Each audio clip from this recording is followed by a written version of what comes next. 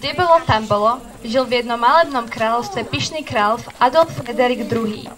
Jedného dňa však pre jeho pýchu došla v kráľovstve všetka soľ. A tak kráľ musel využiť svoje kontakty až s Afganistanom. Lenže ako sa to na colnici medzi Afganistanom a Kalmanskou úniou vstáva, zasielka sa omylom vymenila za iný biely prášok. A v kráľovstve solili. Král tiež solil najvác. I kráľ riekol. Ja som pyšný kráľ a ja solím najviac. Kto nekričí s nami, kričí proti nám. Sol! Kúže to. Teraz iná. Let it sol. Nie, to sa mi ľúbi, ale tak kaktus sa mi ľúbila. Poď, dvakrát sol. Sol! Lebo som šťastný s ňou. Nesol toľko, keď budeš toľko soliť, už ti nepomôže ani solamil. Aký solamil, ktorým by som ti kosti dolamil? Dolamal. Dobre, dolamal. Kráľovým dcerám sa nepáči, že otec toľko solil. A tak začali klásť odpor. Nechceme sol, chceme bieliec. Cukorý bieliec. Na základe dobrých vzťahov s Afganistanom zavítal do Kalmanskej únie vznešený a nádherný princ Azamat. Ja tu máte hajzlen. Aj, nestihol som.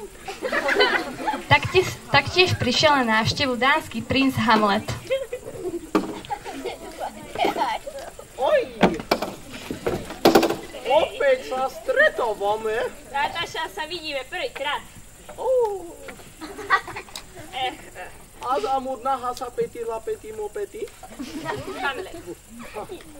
A kde si sa tu vzal? Táša, normálne. Trajektom z Dánska. To je frajerina trajektom ísť. Po noci sneží, prší, vybite všetky šiby. Na to Azamat dal najavo jasným gestom, že má zdravé palce. Nebuď drzý. A to tu bolo za čo? Neviem, už dlho som to nebol. Azamat, ďakujem ti veľmi pekne, že si prišiel do mojho kráľovstva. A ty, Hamlet, ty čuš. Ja? Táša, ja nič, ja? Povedal čuš.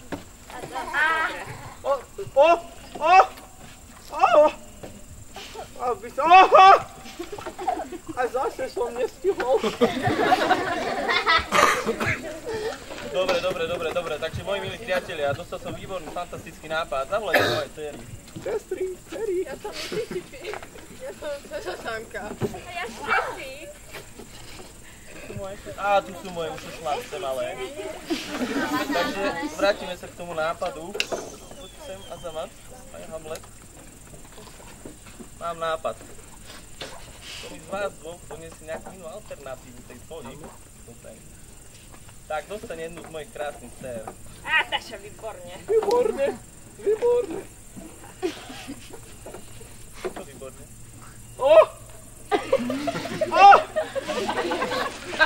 A to prešlo. Ale, prr. Nie, to ja sa len tak pýtam. Dobre, tak začína táto výprava.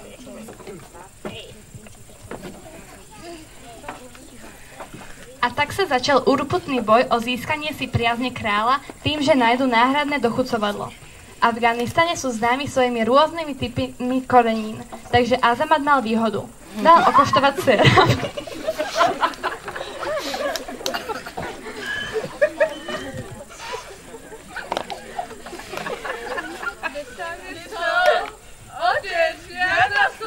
Azamat! Ty si ma sklamal! Vkladal som do teba všetku moju nádej. Vypadni preč z mojho kráľovstva.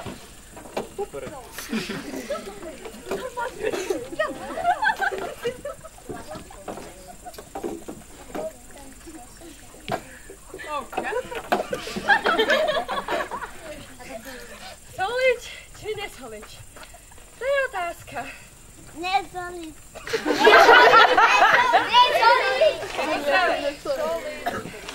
Nesoliť. Hamlet stratený.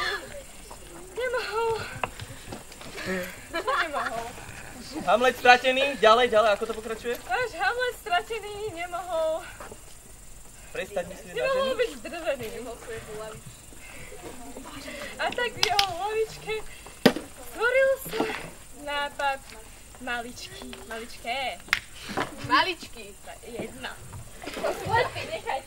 Hamlet bol obyčajný dánsky proletár a zo spoločnej malej úžitkovej záhradky pozbieral najčerstvejšiu a najšťavnatejšiu zeleninu, aby ju mohol následne vysušiť, pomlieť do najdokonalejšieho dochucovadla v celej Kalmarskej únii.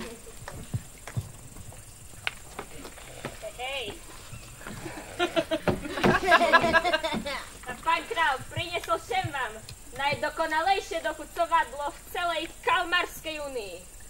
Od Fínska po Grónsko lepší matroš nenájdete. Chceš?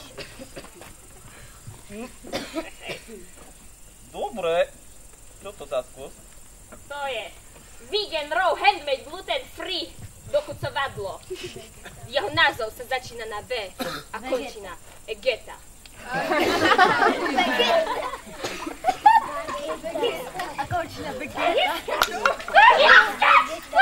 Aj my si prosíme. My slova prosím nemáme. Lásko, chceš si teda... Piechom na teraz. My sme chceli okúsiť štipku tohto šmaku. Joj. Dúfame, to je!